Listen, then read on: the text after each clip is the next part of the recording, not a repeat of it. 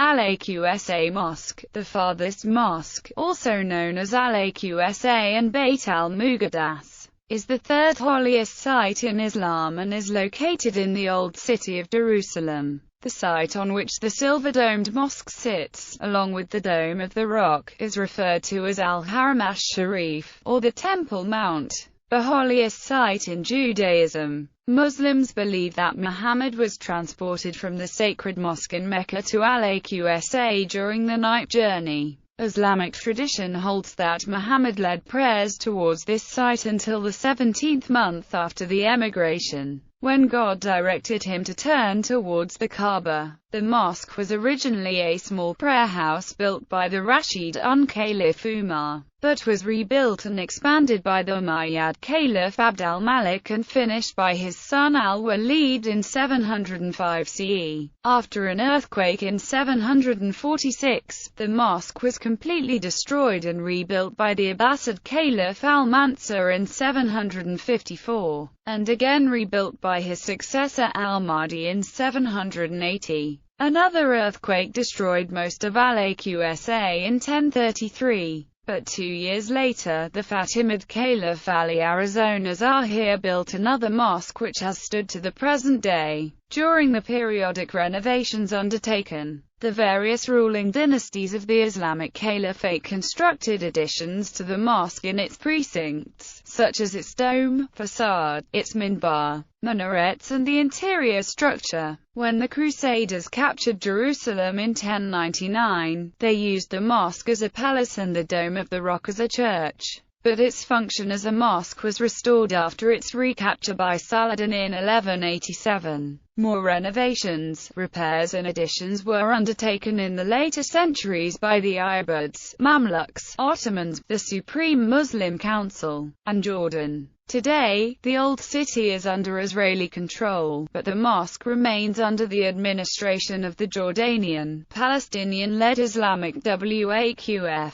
Etymology: Masjid al-Aqsa translates from Arabic into English as the farthest mosque. The name refers to a chapter of the Quran called The Night Journey, in which it is said that Muhammad traveled from Mecca to the farthest mosque, and then up to heaven on a heavenly creature called Al-Buraq al-Sharif. Al-Aqsa Mosque as a whole is confused with a particular building within it, also known as Al-Jami, Al-Aqsa or Al-Qibli or Masjid al-Juma or Al-Mughata. These names refer to southern building with the silver-lead dome. For centuries, Al-Masjid al-Aqsa referred not only to the mosque, but to the entire sacred sanctuary, while Al-Jami, Al-Aqsa referred to the specific site of the mosque. This changed during the period of Ottoman rule when the sanctuary complex came to be known as Al-Haram al-Sharif. History: Pre-construction, the Al-Aqsa Mosque is located on the Temple Mount, referred to by Muslims today as the Haram al-Sharif, an enclosure expanded by King Herod the Great beginning in 20 BCE. The mosque resides on an artificial platform that is supported by arches constructed by Herod's engineers to overcome the difficult topographic conditions resulting from the southward expansion of the enclosure into the Tyropoeon and Kidron valleys. At the time of the Second Temple, the present site of the mosque was occupied by the Royal Stoa, a basilica running the southern wall of the enclosure. The Royal Stoa was destroyed along with the temple during the sacking of Jerusalem by the Romans in 70 CE. It was once thought that Emperor Justinian's new ecclesia of the Theotokos, or the new Church of the God-bearer, dedicated to the God-bearing Virgin Mary, consecrated in 543 and commonly known as the New Church, was situated where Al-Aqsa Mosque was later constructed. However, remains identified as those of the New Church were uncovered in the south part of the Jewish quarter in 1973. Analysis of the wooden beams and panels removed from the mosque during renovations in the 1930s shows they are made from cedar of Lebanon and Cyprus. Radiocarbon dating indicates a large range of ages, some as old as 9th century BCE. showing that some of the wood had previously been used in older buildings. In 2012, it was reported that Robert Hamilton, an archaeologist who worked on the Temple Mount after the 1927 Jericho earthquake, had discovered remains under Al-Aqsa Mosque that he did not publish in his book on the excavations. These included a mosaic like those used in Byzantine churches, and a Jewish mikveh from the Second Temple period.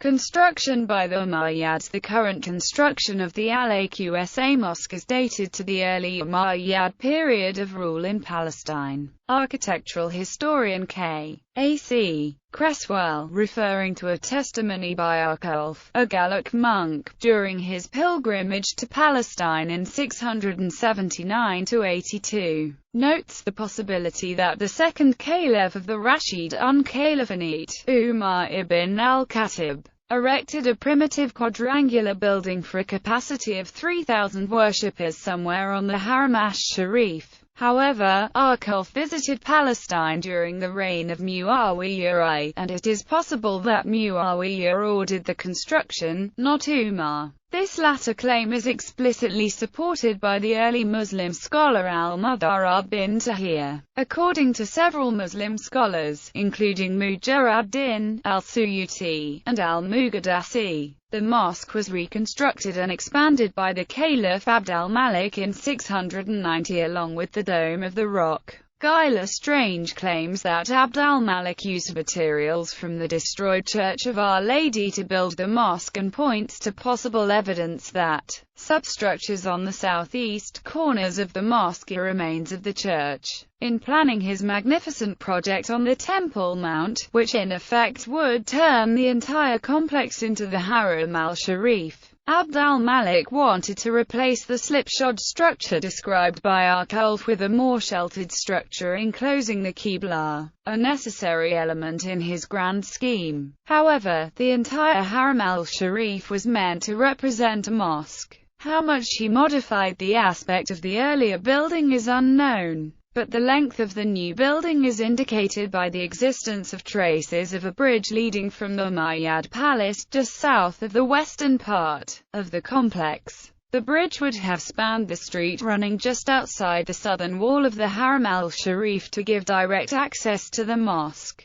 Direct access from palace to mosque was a well-known feature in the Umayyad period, as evidenced at various early sites. Abd al-Malik shifted the central axis of the mosque some 40 meters westward, in accord with his overall plan for the Haram al-Sharif. The earlier axis is represented in the structure by the niche still known as the Mihrab of Umar. In placing emphasis on the Dome of the Rock, Abd al-Malik had his architects align his new Al-Aqsa Mosque according to the position of the rock, thus shifting the main north-south axis of the noble sanctuary, a line running through the dome of the chain and the Mihrab of Umar. In contrast, Cresswell, while referring to the Aphrodite papyri, claims that Abd al-Malik's son, al-Walid I, reconstructed the Aqsa Mosque over a period of 6 months to a year, using workers from Damascus. Most scholars agree that the mosque's reconstruction was started by Abd al-Malik, but that al-Walid oversaw its completion. In 713–14, a series of earthquakes ravaged Jerusalem, destroying the eastern section of the mosque,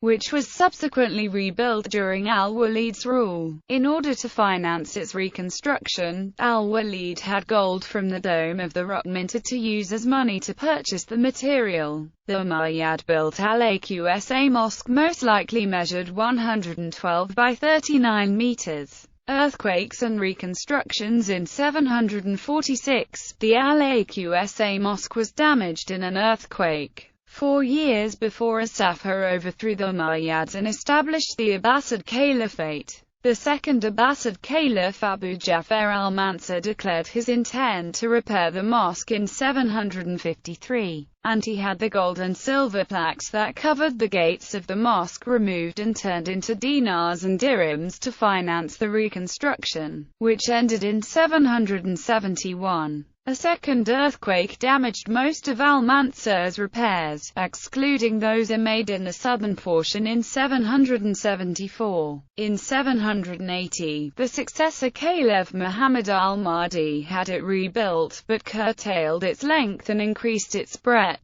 Al-Mahdi's renovation is the first known to have written records describing it. In 985, Jerusalem-born Arab geographer al-Muqaddasi recorded that the renovated mosque had 15 naves and 15 gates. In 1033, there was another earthquake, severely damaging the mosque. The Fatimid Caliph Ali Arizona Zahir rebuilt and completely renovated the mosque between 1034 and 1036. The number of naves was drastically reduced from 15 to 7. Arizona Zahir built the 4 arcades of the central hall and aisle, which presently serve as the foundation of the mosque. The central aisle was double the width of the other aisles and had a large gable roof upon which the dome, made of wood, was constructed. Persian geographer Nazir Khusraw describes the Aqsa Mosque during a visit in 1047. The Haram area lies in the eastern part of the city, and through the bazaar of this you enter the area by a great and beautiful gateway. After passing this gateway, you have on the right 2 great colonnades, each of which has 9 and 20 marble pillars, whose capitals and bases are of colored marbles, and the joints are set in lead. Above the pillars rise arches, that are constructed of masonry, without mortar or cement, and each arch is constructed of no more than 5 or 6 blocks of stone. These colonnades lead down to near the Maqsura. Jerusalem was captured by the Crusaders in 1099, during the First Crusade. They named the mosque Solomon's Temple, distinguishing it from the Dome of the Rock, which they named Templum Domini, while the Dome of the Rock was turned into a Christian church under the care of the Augustinians. The Al-Aqsa Mosque was used as a royal palace and also as a stable for horses. In 1119, it was transformed into the headquarters of the Templar Knights. During this period, the mosque underwent some structural changes, including the expansion of its northern porch, and the addition of an apse and a dividing wall. A new cloister and church were also built at the site, along with various other structures. The Templars constructed vaulted western and eastern annexes to the building. The western currently serves as the Women's Mosque and the eastern as the Islamic Museum. After the Ayyubids under the leadership of Saladin reconquered Jerusalem following the siege of 1187, several repairs and renovations were undertaken at Al-Aqsa Mosque, in order to prepare the mosque for Friday prayers. Within a week of his capture of Jerusalem, Saladin had the toilets and grain stores installed by the Crusaders at Al-Aqsa removed, the floors covered with precious carpets, and its interior scented with rose water and incense. Saladin's predecessor, the Zengid Sultan Nur al-Din, had commissioned the construction of a new minbar or pulpit, made of ivory and wood in 1168–69. But it was completed after his death. Nur ad-Din's minbar was added to the mosque in November 1187 by Saladin. The Ayyubid Sultan of Damascus, Al-Muazzam, built the northern porch of the mosque with 3 gates in 1218. In 1345, the Mamluks under Al-Kamal Shaban added 2 naves and 2 gates to the mosque's eastern side. After the Ottomans assumed power in 1517, they did not undertake any major renovations or repairs to the mosque itself, but they did to the noble sanctuary as a whole. This included the building of the Fountain of Kashim Pasha, the restoration of the Pool of Raranj, and the building of 3 freestanding domes, the most notable being the Dome of the Prophet built in 1538. All construction was ordered by the Ottoman governors of Jerusalem and not the sultans themselves. The sultans did make additions to existing minarets, however. In 1816, the mosque was restored by Governor Suleiman Pasha al-Adil after having been in a dilapidated state. Modern era. The first renovation in the 20th century occurred in 1922, when the Supreme Muslim Council under Amin al-Husseini commissioned Turkish architect Ahmet Kemalettin Bey to restore Al-Aqsa Mosque and the monuments in its precincts. The council also commissioned British architects, Egyptian engineering experts and local officials to contribute to and oversee the repairs and additions, which were carried out in 1924-25 by Kemalettin. The renovations included reinforcing the mosque's ancient Umayyad foundations, rectifying the interior columns, replacing the beams, erecting a scaffolding, conserving the arches and drum of the main dome's interior, rebuilding the southern wall, and replacing timber in the central nave with a slab of concrete. The renovations also revealed Fatimid-era mosaics and inscriptions on the interior arches that had been covered with plasterwork. The arches were decorated with gold and green tinted gypsum, and their timber tie beams were replaced with brass. A quarter of the stained glass windows also were carefully renewed so as to preserve their original Abbasid and Fatimid designs. Severe damage was caused by the 1927 and 1937 earthquakes, but the mosque was repaired in 1938 and 1942. On the 21st of August 1969, a fire was started by a visitor from Australia named Dennis Michael Rowan. Rowan was a member of an evangelical Christian sect known as the Worldwide Church of God. He hoped that by burning down Al-Aqsa Mosque he would hasten the second coming of Jesus, making way for the rebuilding of the Jewish temple on the Temple Mount. Rowan was subsequently hospitalized in a mental institution. In response to the incident, a summit of Islamic countries was held in Rabat that same year, hosted by Faisal of Saudi Arabia, the late King of Saudi Arabia. The Al-Aqsa fire is regarded as one of the catalysts for the formation of the Organization of the Islamic Conference in 1972. In the 1980s, Ben Shoshan and Yehuda Etjen, both members of the Gush Emunim underground, plotted to blow up the Al-Aqsa Mosque and the Dome of the Rock. Etjen believed that blowing up the two mosques would cause a spiritual awakening in Israel, and would solve all the problems of the Jewish people. They also hoped the Third Temple of Jerusalem would be built on the location of the mosque. On 15 January 1988, during the First Intifada, Israeli troops fired rubber bullets and tear gas at protesters outside the mosque, wounding 40 worshippers. On 8 October 1990, 22 Palestinians were killed and over 100 others injured by Israeli border police during protests that were triggered by the announcement of the Temple Mount Faithful, a group of religious Jews, that they were going to lay the cornerstone of the Third Temple. On 28 September 2000, then opposition leader of Israel Ariel Sharon and members of the Likud party, along with 1,000 armed guards, visited the Al-Aqsa compound. A large group of Palestinians went to protest the visit. After Sharon and the Likud party members left, a demonstration erupted and Palestinians on the grounds of the Haram al-Sharif began throwing stones and other projectiles at Israeli riot police. Police fired tear gas and rubber bullets at the crowd, injuring 24 people. The visit sparked a 5-year uprising by the Palestinians, commonly referred to as the Al-Aqsa Intifada. Though some commentators,